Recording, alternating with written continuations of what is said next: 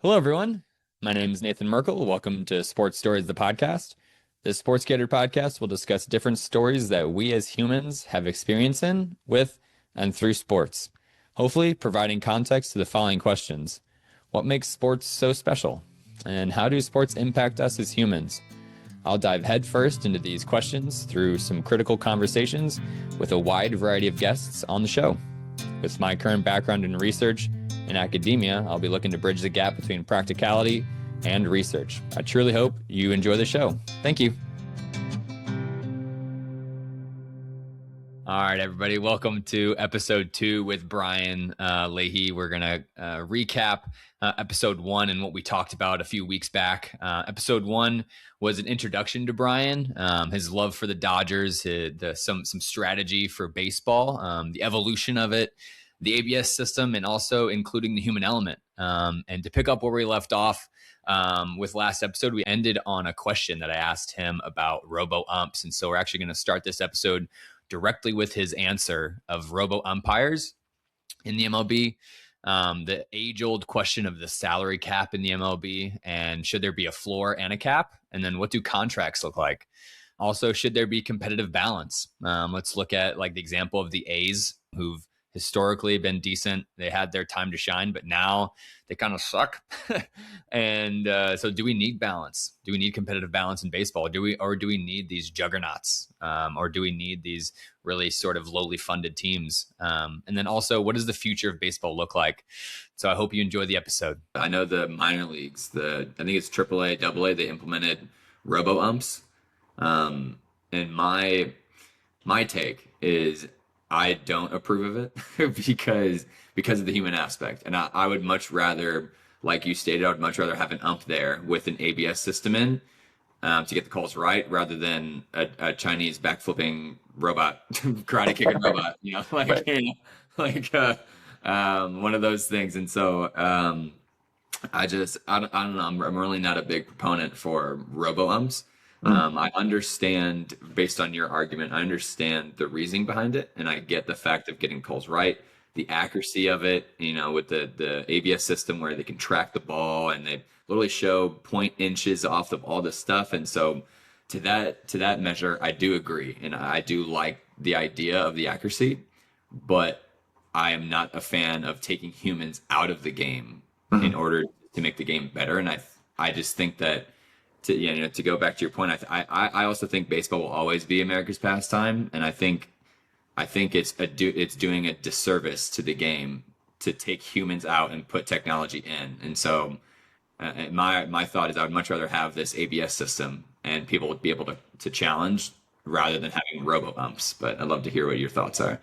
So for me to properly answer the question, I'd have to really know like what that means in the minor leagues, and I don't know the answer to it. I'm not tracking what's happening in the minors. I feel like my interpretation of what I've heard about it was that it was the Hawkeye system put in place that automatically calls balls and strikes. I'm not sure how they're executing it. I had heard rumors that what they were looking to execute was like an umpire is behind home plate Right. and wearing a system that when that blip happens, that ball goes through the strike zone, that like he gets like a notification to then call a strike. I don't know if He's like that's the what's happening. messenger, basically. Yeah. Right. And I don't know if that's what's happening or not.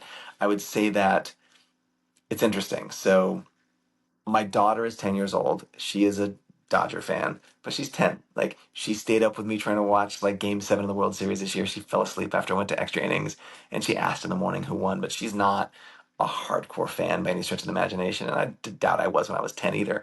But if I was to take her to a game and an umpire had that system in place where it blips him, he knows to call a strike. It doesn't blip, and I'm being a little bit exaggerating what I know as far as how the system works, but this is what I heard. And if he doesn't get that beep to call a strike, he calls it a ball. Does that change how my daughter watches the game as a fan? Not at all. She has no idea. She knows that there is an umpire behind home plate, and he's a human, and he is saying "ha" when it's a strike, and he is not saying anything when it's a ball, and that's that. So I agree with you. If like you know, the post-apocalyptic, future baseball movie 50 years from now shows these backflipping robot umps out there. Like, ew. Ew, dude. Yeah. Like, I don't want to see that. I don't want to see a dude hop on a hoverboard, Back to the Future 2 style, going around Right. the base. Like, I don't want to see that. Like, no, Right. man. I want to see humans playing with their wooden Right. bats and their, rawhide baseballs, whatever. I want to see, like, the reality of the game and umpires out there in their gray shirts and their black hats making their calls and saying out and saying safe. I want all that. So I don't want that. If robo ump means literally robots or literally taking the umpires off the field and just having a person sitting in front of a TV screen to make those decisions, yeah, that's kind of gross. But I doubt you and I, if no one told us at all that there was a system in place that was giving this guy a notification for him to call balls and strikes behind home plate, we wouldn't Mhm. know. Yeah. So I think to the fan, the casual fan, the kid fan who's growing and learning as a fan, like how the game works, if that's implemented, yes, guys like us can look at it and go, "What? What? Robots? Are we kidding me? Who's making these calls?" But 20 years from now, if they implement that and it becomes the norm, our children who grow up watching it will just be like, "Oh yeah, they're just an umpire just calling it and getting it right." Like, I don't think they would notice. So it's easy for us to be scared of that word. I am too.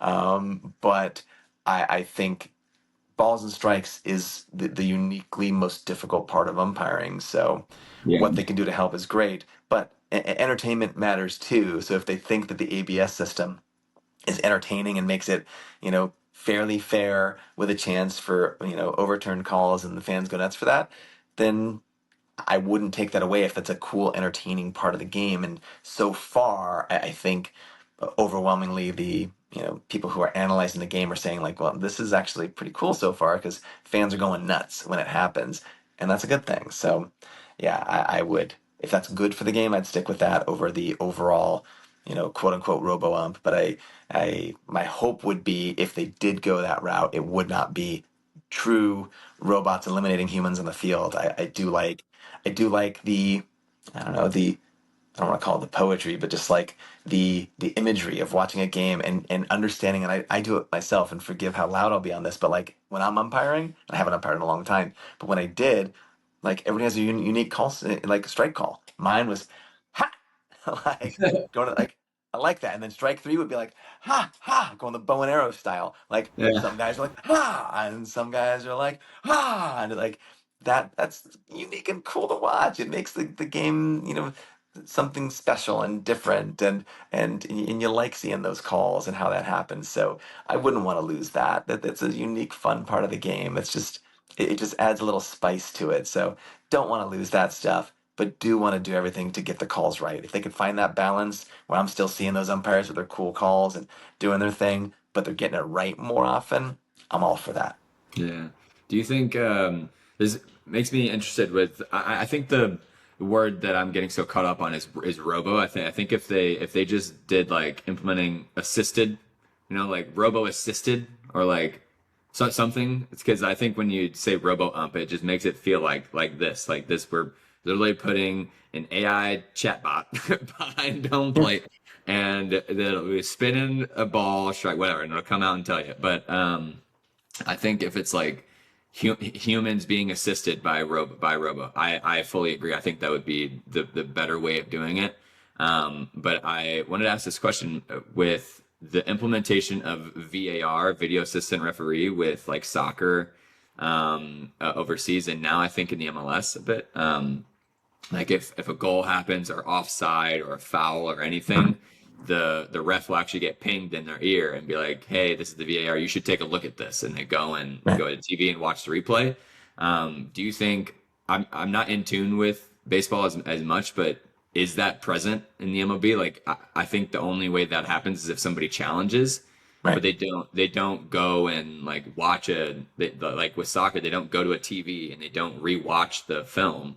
They literally like don't they have something in their ear from like New York or something, Yeah. and New York comes in and they tell them like, my thought is I think it'd be kind of cool to have like a little TV stand, Yeah. and get together and watch it live, like the live replay, and they Yeah. talk amongst themselves and they're watching the film, and then they come and make the call instead of it being from New York, because I feel like it's kind of confusing where it's coming from. Like I know obviously it's coming from the head office, but it's like, well, show us the room, like because I know at Yeah. times when you watch soccer, they show you the room where the people are at. I think Hmm. that'd be kind of cool. But in baseball, I feel like I've never seen. I feel like they're just like the Yeah. Wizard of Oz hiding behind the curtain. You know what I mean? So like, I'm just curious what you think about that. Yeah, I agree. I mean, I grew up watching the NFL as a kid, and I remember the distinctive image of NFL referees going over to like putting their eyes into this Yeah, viewfinder like get and the like thing, you know? watching this like blacked out this thing they watch, and then they come out, and then like after review, Yeah, touchdown, and everybody goes crazy, yeah. whatever. Um, I've felt that way since baseball, within the last 10 years, like it implemented their challenge system. I always was like, wait, why is it going to New York? Like Yeah. they're umpires, and the person in New York is an umpire, like who they're having, look at this and interpret and look at all these different angles. But I feel like it would be cooler to have the box, have like something that the Yeah. the umpires are looking at together. I understand maybe some of the reasoning behind it of like they want to eliminate the emotion of like the umpire who got it wrong, like being Hmm. a part of that overturn. So I guess I get that, but I don't know. Maybe there should be a different umpire that's just there, and he's like, I'm Hmm. not a part of that call, but I'm there for the reviews, and here we go. But to your point earlier about like with baseball, it is based on challenges. They don't just like review every play. It is based on a challenge system, which there's some cool things about that because again, you get it doesn't happen every play. It doesn't slow the game down. The game is so fast. There's so much happening. Man, challenges could be happening constantly, but because teams are limited by them, it does offer a nice balance of like the human element. Where if you run out of those challenges, dude, any play that happens afterwards, it is what it is. There has been some talk about umpires feeling ticked off when they're getting challenged a lot. And then when a team runs out of challenges, the umpire going, oh, you're getting it now. Hmm. Like, you're getting it. You tried to challenge me all day. You got it wrong twice.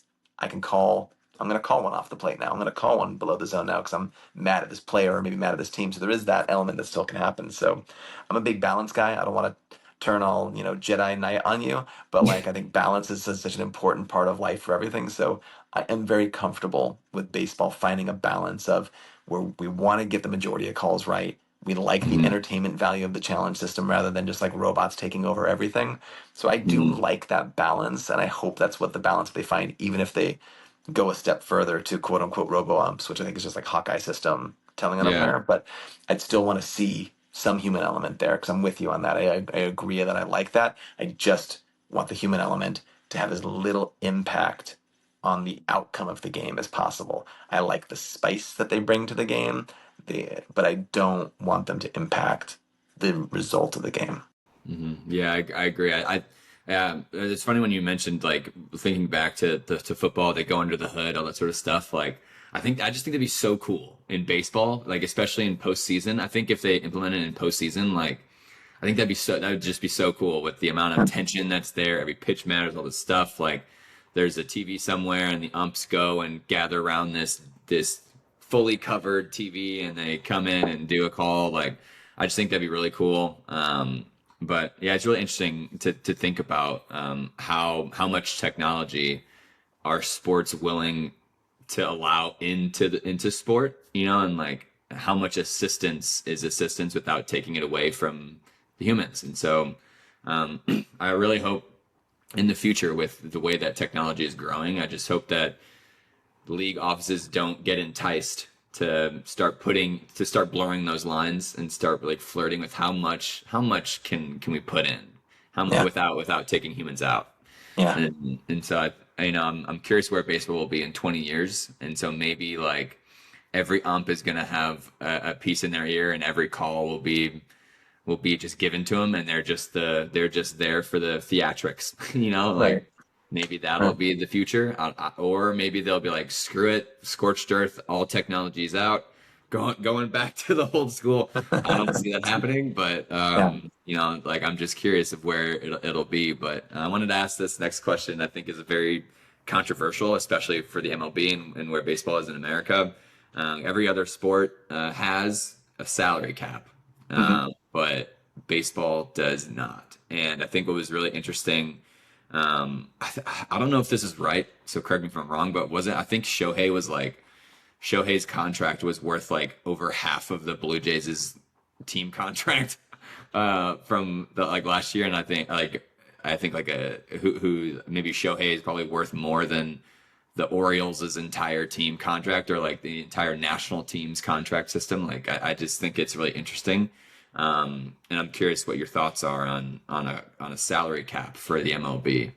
Yeah, well, it's multiple different conversations, but I think in talking about like those extremes that Mhm. people will cite and the Shohei factor.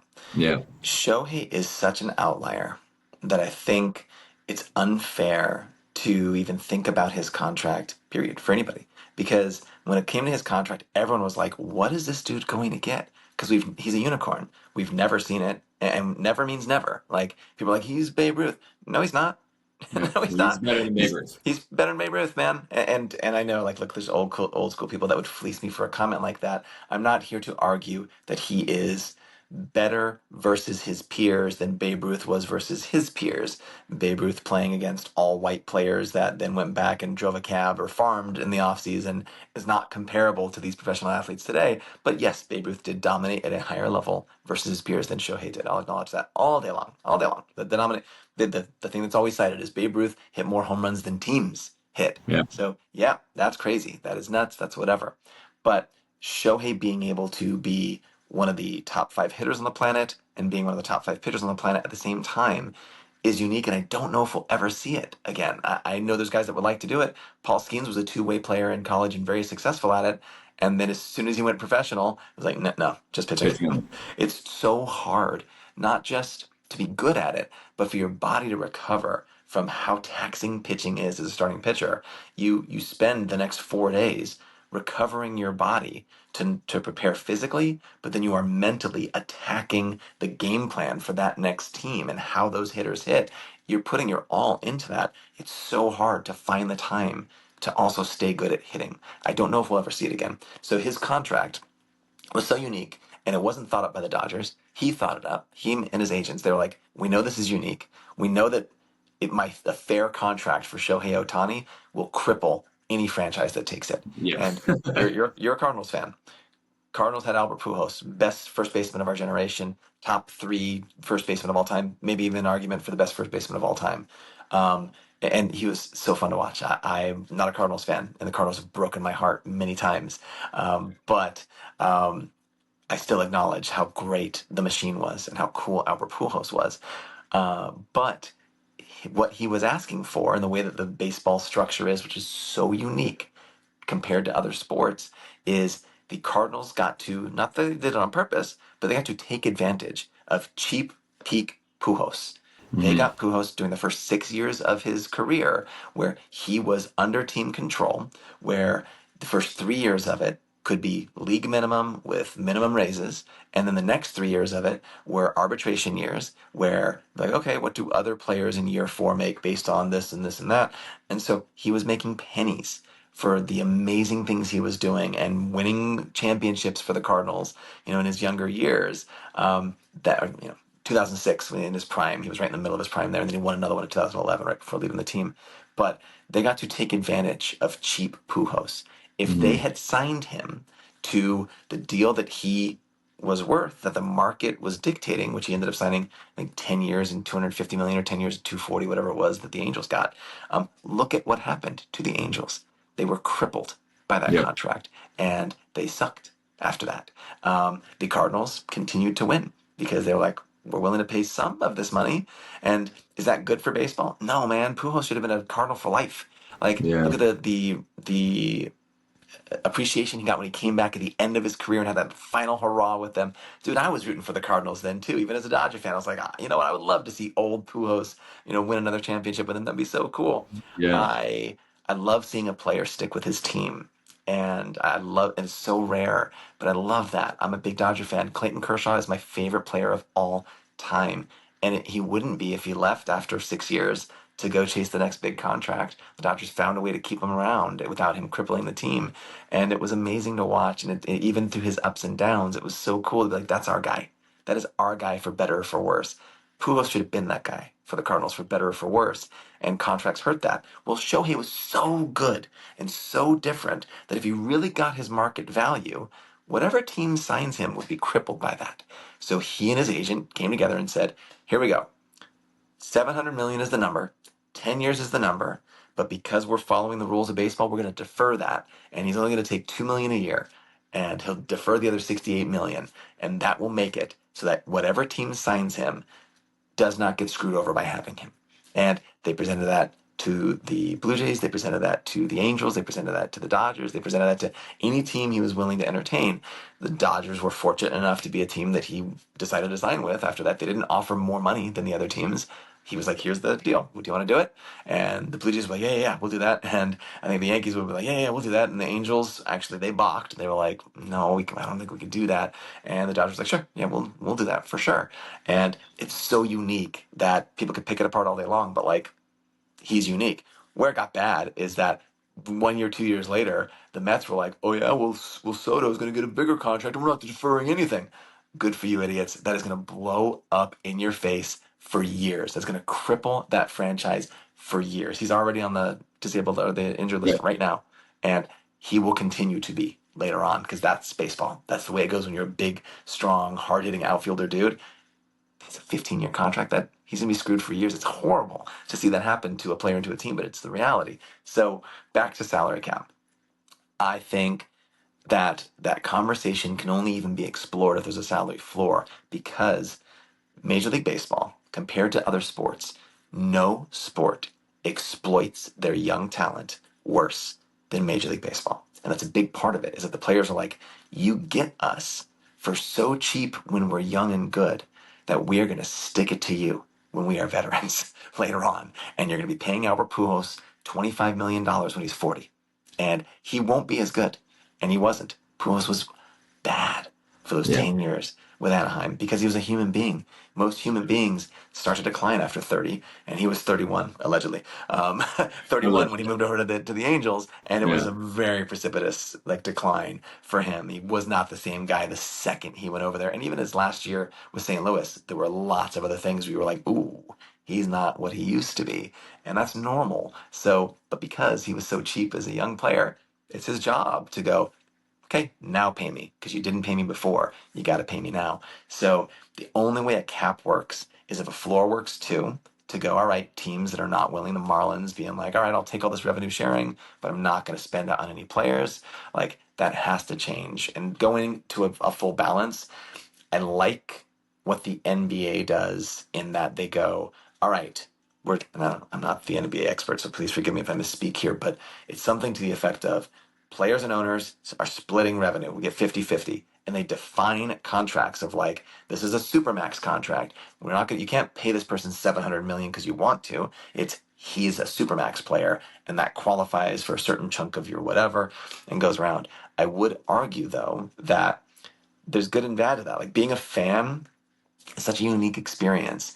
Is the NBA better because Oklahoma City can win a championship? I mean, watch the ratings. And Oklahoma City has arguably the best player in the world right now in SGA. But does anybody care outside of Oklahoma City? I don't think they do because they weren't watching. They weren't watching the finals. They didn't care. So like that cool, almost like socialist approach to like every team should have their shot to win and this is how it works. It's so different, in basketball, because of how drafts work. Like you want that the number one draft pick can change your franchise. Like you're able to scout better for the NBA and NHL. I'm sorry, NFL, maybe even NHL. Of like, we know this guy's going to impact us next year. In baseball, you draft a guy first overall, and you're like, we hope this guy impacts us in 3 years. And you don't know if he will. So it's hard to pay that 19, 20, 21, 22-year-old drafted player out of high school or college and go, boom, you are ready for a $300 million contract. You don't know until they prove it. They have to prove that they can make the adjustments in the game, not just be the super talented person. There's adjustments they have to make. Even if they can hit the ball harder than anybody, they have to adjust to the pitchers facing them. So it is unique. So it's hard to be able to just define that and pay your young players in baseball because so many flop. So there is balance to it. But I do think the bigger question that's being asked is less about salary cap and more about competitive balance. And yeah, of course, like the Dodgers have manipulated a system that's in place. They haven't broken any rules. They haven't created anything new. They happen to be winning while spending more money than anybody. But I just want to go back to the Yankees for a second here. And I'm not a Yankee fan, obviously. I'm a Dodger fan.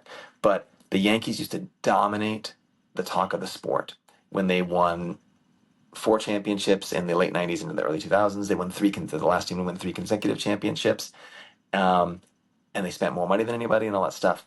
But baseball was peak back then because everyone wanted to beat the Yankees. It didn't hurt ratings by having that team be that great. But the other thing that happened is, and people will argue this, go, well, they won because they had this core. Yeah, but then they paid the core. Like, yeah, that's a fun thing to say for 1996, like when they won when Jeter was young and Mariano was young and Posada was young and Bernie Williams was young. But then those guys need to get paid. And when they got older and they earned their contracts, and the Yankees said, yep, we'll pay them. We'll keep them. We'll keep paying them. Just because they didn't go find free agents doesn't mean that they didn't play that game and then have the biggest payroll in history at that time, more than anybody. But then the other thing happened. The ebbs and flows happened. Once they lost in 2001 to the Diamondbacks in the World Series, they didn't win again until 2009, and then they haven't won since. And it's not because they stopped spending. They've absolutely still had the highest payroll in baseball in different varying years during those time frames and didn't win at all because you can't guarantee winning in baseball with having the highest payroll. It's just a very, I don't know, man. It's a part of our culture now with like social media and everything. People like magnify things more than ever. The Dodgers aren't the first team ever to win back-to-back championships. They're not the first team ever to spend more money than everybody else. That happens all the time. But I do think they're in a unique time frame because of Shohei that will go away. It will. So I do want balance, but I don't want. I'm a union guy, man. Like I'm a union guy, and I'm always going to side with the players in a situation like this, as opposed to siding with the billionaires.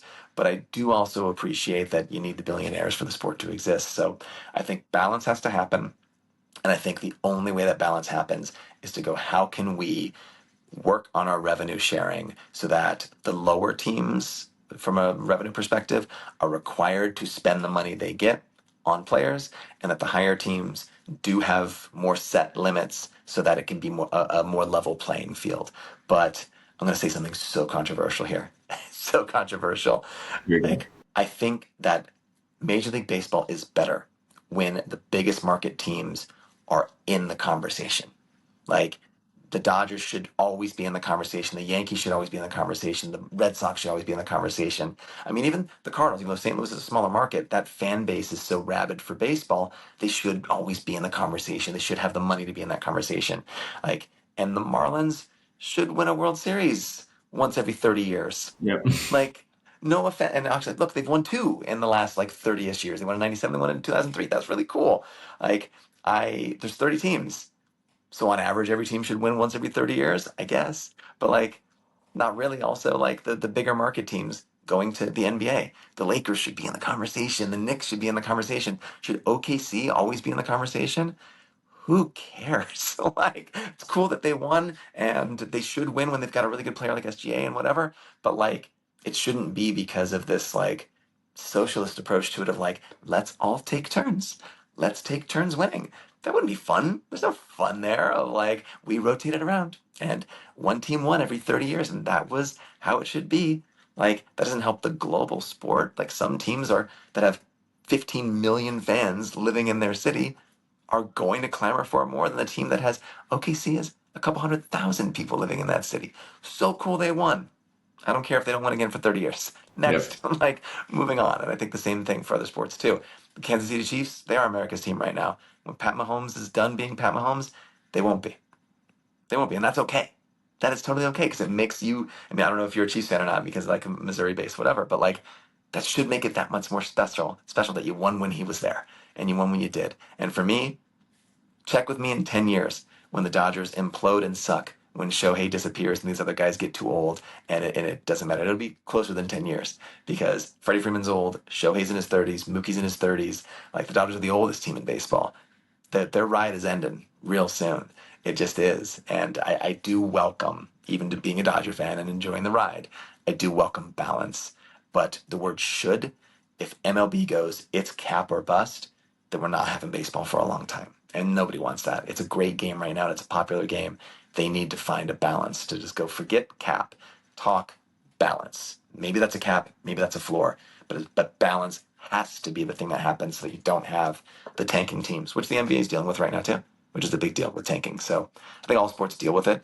I think they need to work on how can we make sure nobody's tanking, and how can we make sure that nobody just runs away with everybody with Mhm. absurd contracts. So yeah, I agree. Balance is important. It needs to happen.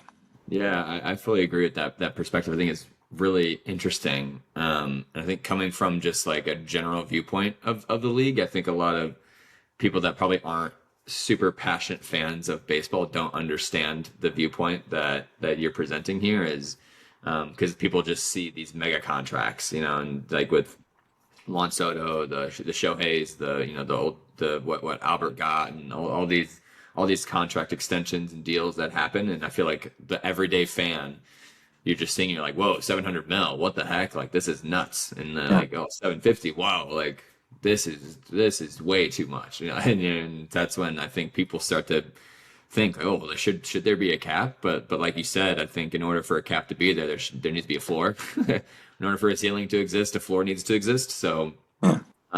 I think that's very interesting, and a phenomenal take on what the MLB should do or can do or might do.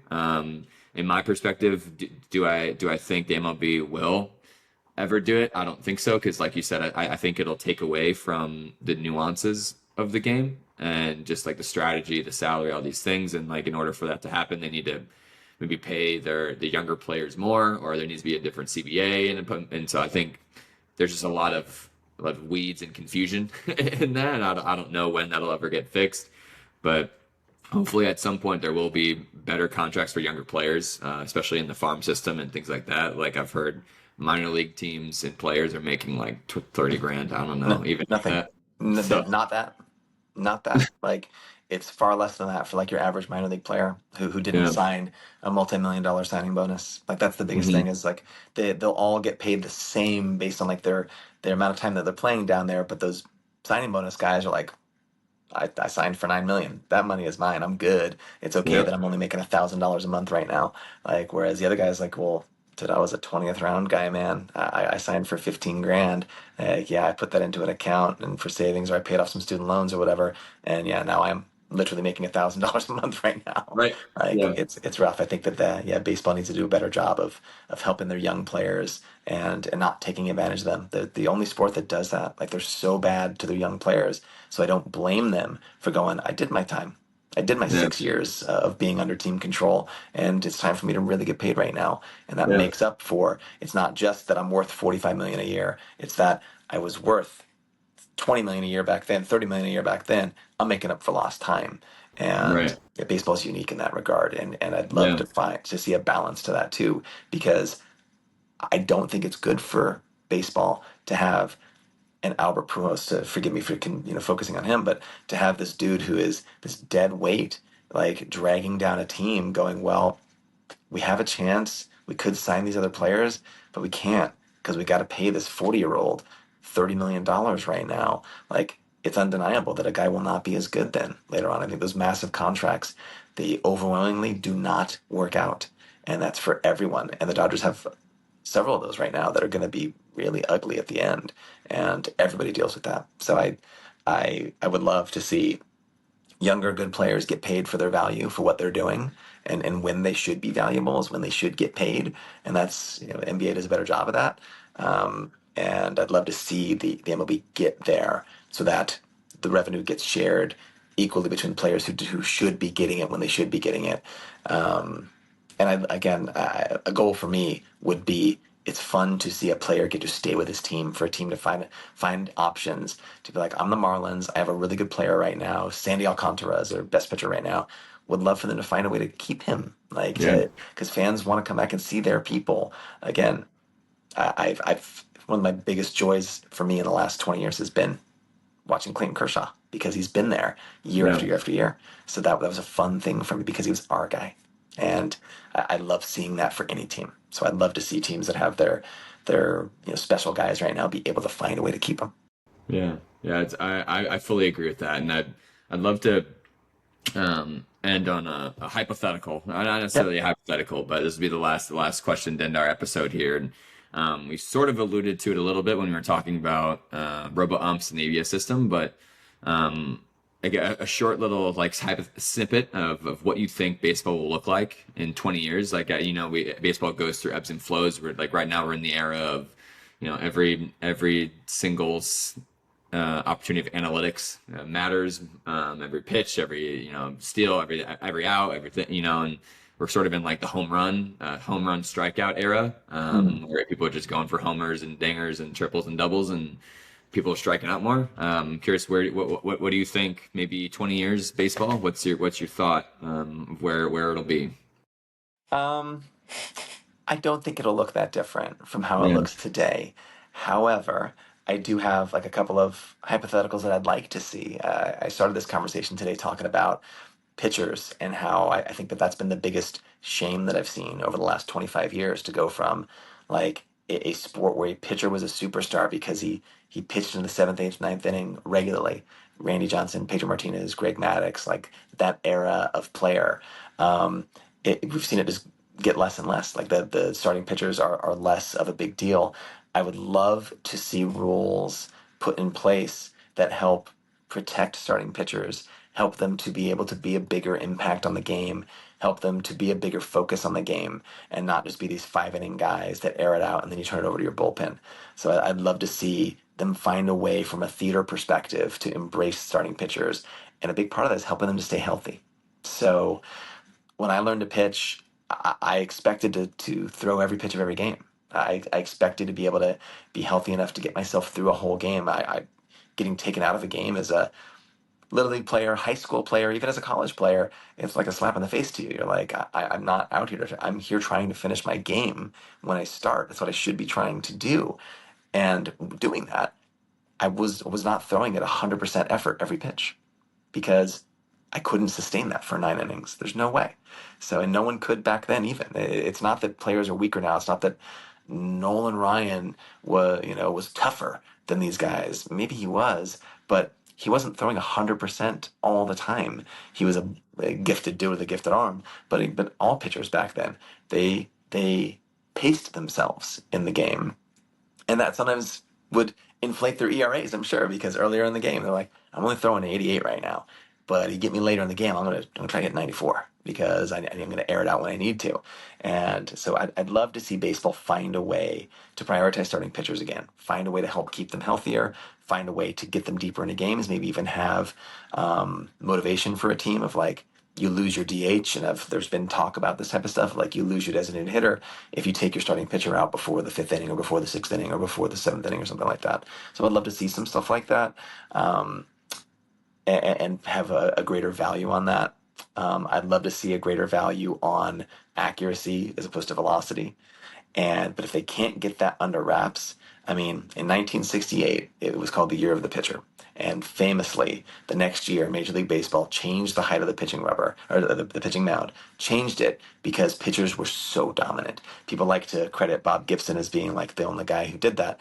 But that same year, Don Drysdale had 56 consecutive scoreless innings. That same year, Denny McLain for the Detroit Tigers won 31 games in an ERA in the ones. Like, it was overwhelming that pitching was dominating the sport and it needed to change. So they changed it. I would not be opposed of something crazy. Of they were like, okay, all these guys are throwing 102. We're going to move the pitching mound back 2 feet. Yeah. We're going to move it back 3 feet. Like, we've got to turn the game back over to the offense. That's the thing that gets young fans into the game, is getting them excited about seeing hits and doubles and homers and people running all over the field. So I would not throw up at that, despite being a baseball purist that I initially rallied against or railed against the division or the designated hitter coming into the National League. I was like, what? Like, that's not National League baseball. And now I've totally turned the corner on that. I am a guy who's been, like, well, the game is great how it is. And then I see some changes. I'm like, okay, I get that. I would not be opposed to finding a way to level the playing field from these guys who are throwing 102 miles an hour all the time. So where does the game go? I bet it'll look very similar in 25 years to we can We can put a pin in it and talk about this again then. But I bet it'll look very similar because the game's a great game, and they've found a way to keep it a great game. And despite being different from where it was 25 years ago, I still love watching baseball just as much as I did back then. And it's got some cool superstars and some fun things happening. I do think that they just need to, the people who are running the sport need to understand the gravity of being a steward for the game, of making sure that they keep the integrity in place, and because it's a great game, despite trying to compete with TikTok for views. I get it. I totally get it that they're trying to do that, but there's other things they can do to get fans interested in this awesome game, and I hope they continue to do that. Yeah, I fully agree with that, and I am also very curious of where the next 24 years will go. What ebbs and flows will be in place. What sort of I've always thought of them moving the bound back, or maybe shorter, or whatever it may be, or somehow giving a little bit more power back to the batter. Because I agree, like I went to, I think it was in Louisville, the Louisville Slugger Museum, and they had like a pitch emulator or simulator, and it simulated like a 90-mile-an-hour fastball, and it was just a continuous like ball just kept throwing about 90 miles an hour. And sat there, I was like, dude, how is it possible for a human to hit this thing? And I was like, I can't even imagine going up against a Skeens, and like it's 100 miles an hour. Like how I just don't know. I don't get it. Like how do you hit a round ball with a round bat and like make it consistent and and make it exciting? And so I'm curious, like maybe someday the MLB will move the mound maybe back a foot or two and give the batter maybe zero point 0.4 more milliseconds to react, Right. and maybe those zero point 0.4 would make the game more exciting. Because I know MLB is like, I think in terms of consumers and fans, they're struggling to get fans to attend games because I think MLB has sort of an aging population in terms of fans, and they're trying to entice younger people into the game. And maybe that's one drastic move that needs to happen. But Well, I would say like my one final parting thought, like I can all this as far as like baseball is concerned. My observation, like, so I gave you my romantic thing in the beginning of this conversation, and me being a Dodger fan. My grandpa was a Dodger fan. My dad was a Dodger fan.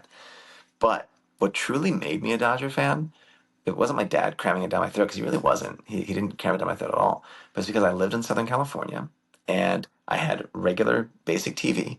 And if I yep, turned on the TV, even turning the dial, I could go to KCAL and I could watch 50 games a year that were Dodger games. If those games had been Padres games, I would have been a Padres fan. If those games had been A's games, I would have been an Oakland A's fan. Like, it was based on them getting my attention and me having free access as a child that I could control, and I could turn on my TV and go, oh, here's the Dodgers. I'll watch this. And it made me fall in love with them. And then it didn't hurt that my dad was like, well, yeah, I'm a Dodger fan too. And your grandpa's a Dodger fan. And so cool. Now we're all Dodger fans. But it right, was access that made me a Dodger fan. And what helped grow that, dude, when I was in college, I went to college in Orange County, California, which is like a 45-minute drive from Dodger Stadium. A ticket to go sit in the pavilion, the bleacher seats in left field or right field, was $6 when I was in college. And they had $2 Tuesdays. Those didn't last long because I think people took that $4 in savings and spent it on a couple of 40s, and they right, showed up just riled up, man. I watched people rip the benches out of the field like during a game on a $2 Tuesday. It was bad. But $6 as a college student, even as a yeah, struggling college student who was making minimum wage on the side to like help pay tuition and stuff, I could manage $6. I could be like, all right, I could split parking with my brother and or my friend, and I could go out to a game, and I could spend $6 on a game. I can make this work. I might not buy a Dodger dog, I might not buy a beer at the game, but I'm gonna get to the game because $6 can make it happen. hmm Those seats are now $50, $100. The right, cheapest seats you're gonna find at Dodger Stadium are gonna be $100. So yeah, where's the college student who's doing that? How could he do that? Me existing now as a 20-year-old couldn't have done that. I couldn't have gone and enjoyed my team. My daughter right now, if she wanted as a 10-year-old to go watch a baseball game, she wouldn't know where to begin. yeah, She wouldn't know how to find it. So if you want fans to be lifelong fans, like I'm a lifelong fan, it's because it's like a religion to me. And they converted me by yeah, giving it to me for free, getting me addicted to it. I mean, sorry for like the analogy of drugs or whatever, but like they got no, me it's true addicted though. to this sport for free when I was Yeah, a child. And that has lasted through into my adulthood. If they can't give access to kids to watch a game for free, if they can't give access to young fans to get into a game for cheap, if they can't figure that out, they will continue to lose fans. And then the fans like myself will age out, and my daughter won't have the same passion because she won't have access to it, even with her father cramming it down her throat.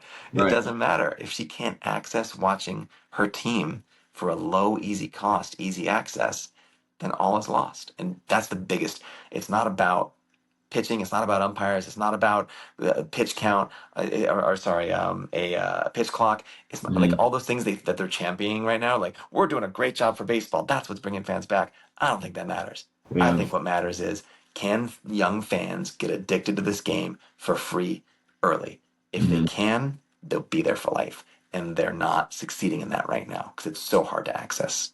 Yeah, I agree. I think that's such a great take. 'Cause I think since the way that baseball was America's pastime was that for that exact reason is when you turned on a TV, usually a game was always on. There's always a game on, and something like that. And that's where part of me in the past, I would buy the MLB TV subscription because I just loved to watch it. But now, like, they put in these blackout restrictions and all these things. And so, like, now, like, what's the point? And they get all these different streaming services have different things. And so, like, now I have to pay a month to do this. And so, like, I mean, at some point, like, there's just no way for me to Yeah, keep. How do you keep up? You can't keep up. So, totally. Totally.